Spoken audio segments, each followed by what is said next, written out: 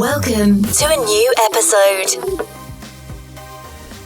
Hello and welcome back to the Copy Connection podcast with me, as always, your host, Chris Bailey, plumbing tutor and self-confessed instrumental. And today's episode is a Paper 1 revision toolkit for your BSE Core Paper 1 exam. This is not a fully teaching session for every unit. You've had the lessons, you read notes, you might already have listened to the deep dive episodes. This is different. It's a practical game plan for the last 2 weeks, what to focus on, how to practice, and how not to waste your limited time. Paper 1 is the principles and industry paper. We're going to build a simple, realistic plan that covers what Paper 1 really tests, what topics to focus on now, how to prioritise the exact skills, the exam rewards, and some honest do's and don'ts in the final stretch. So grab a pen, title your page, Paper 1 Toolkit, and let's get into this week's episode. So let's start off, let's be clear about what the paper is trying to see you do. Paper 1 covers this core content: health and safety in construction, construction design principles, construction and the built environment industry, construction sustainability principles, building technology principles, tools, equipment and materials. Put simply, it's asking, do you understand how the construction and building services world works? From safety and design through to technology, sustainability and the tools in your hands. The exam checks whether you can recall key facts and definitions, explain principles in your own words, apply them to realistic construction scenarios, and in large questions, analyse and evaluate options or methods. Your revision should therefore be built around both content and skills.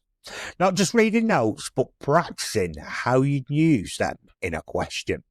2 weeks is not a lot of time, so we're going to prioritise. So priority block A, health and safety and industry. These two run through the whole paper and underpin almost everything else.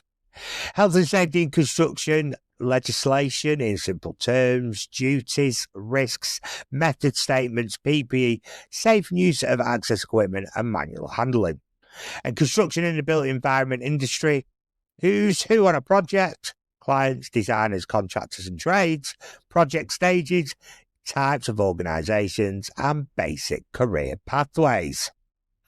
So, your actions for the next 2 weeks: create a 1-page health and safety essentials sheet, 10 key terms or laws in simple language, 5 short explain points, for example, difference between hazard and a risk, incident versus accident, why method statements matter, why we choose certain access equipment. Create 1-page industry map, names and roles of main players on a project, 1 sentence on how they interact, 1 real-world scenario example of a project and who is involved. These units also make great material for extended response questions about safe practices, responsibilities, and how the industry functions, so they are high value. Priority block B, sustainability and building tech. Next, you want confidence with how we build and how we make it sustainable. Construction sustainable principles, net zero basics, environmental impact and materials and methods, waste management and energy efficiency ideas. Building technology principles, how buildings resist loads and weather. Basic structural concepts in simple language, building elements like your foundations, your walls, your roofs, your floors, and basic services integration. Okay, so don't forget services, water, gas, electricity. Make sure you understand it. Actions for these for sustainability: list 5 ways a building project can reduce environmental impacts with materials, energy, water, waste and transport. 3 examples of sustainable technologies or approaches you can briefly explain. For building technology, list 5 key building elements and what they do. 3 examples where surfaces and structures interact, such as running pipework through joists, coordinating surfaces in a plant room, or penetrations through fire-resisting walls. You'll see the ideas in recall questions, short explain questions, and often in Section B, scenarios about construction methods or sustainable options. Then we have Priority Block C. Design principles, tools, equipment and materials. Finally, we tie it all together with construction design principles, the idea of design for safety, usability and maintainability, basic appreciation of drawings, specifications and coordinated design. Tools, equipment and materials is safe selection, correct use, checks and storage of tools and access equipment, properties and typical uses of key materials, so timber, steel, concrete, plastics, copper, insulation. So your actions in this priority block C is pick 3 example design situations. A small residential extension, a plant room with lots of services, a single story commercial unit. For each, jot down 3 design considerations. So safety, access, sustainability and maintenance. For tools and equipment, create 2 lists. Common hand tools and power tools and access equipment with 1 safety point each, and key materials with 1 property and 1 typical use for each. If you're enjoying this podcast, please leave us a review. Now let's turn the content into what exams actually reward. So A01 questions are your recall questions. These are your states, your lists across the 6 units.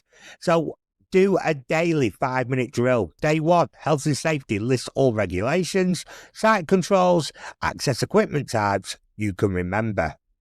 Day 2, industry, list project roles, organisation types and project stages. Day 3, sustainability, list methods or technologies that makes a project more sustainable. Day 4, building technologies, list building elements or systems. Day 5 is tools and materials. List tools, PPE items, materials and their basic properties. Day 6, design principles, list different drawing types and decisions designs must address. Rotate that loop over 2 weeks. This mirrors all the short 1 and 2 mark state list questions. Now we're going into more understanding or explaining paper 1 concept. Practice writing or speaking short explanations like explain why risk assessments and method statements are used on construction sites. Explain what is meant by modular construction and 1 benefit. Explain how using locally sourced or recycled materials can support sustainability. Explain 1 way a design decision can affect maintenance later in a building's life. Use this structure. What is it? Why it matters and a quick example. That's exactly how many paper 1 explain questions will be looked at. Then we have our paper 1 style scenarios. For paper 1, the non-mass AO2 often asks you to apply principles to short construction situations. For example, choosing safe access equipment for a particular task, applying health and safety controls to a scenario, or explaining how a design or technology choice affects sustainability or even buildability. In the last 2 weeks, aim for 1 scenario question every other day. In the last 2 weeks, aim for 1 scenario question every other day that touches these units. And identify the relevant unit. Health and safety, design, industry, sustainability, building tech tools. Write 3 bullet points that apply that knowledge directly to the situation. Don't forget to hit that subscribe button.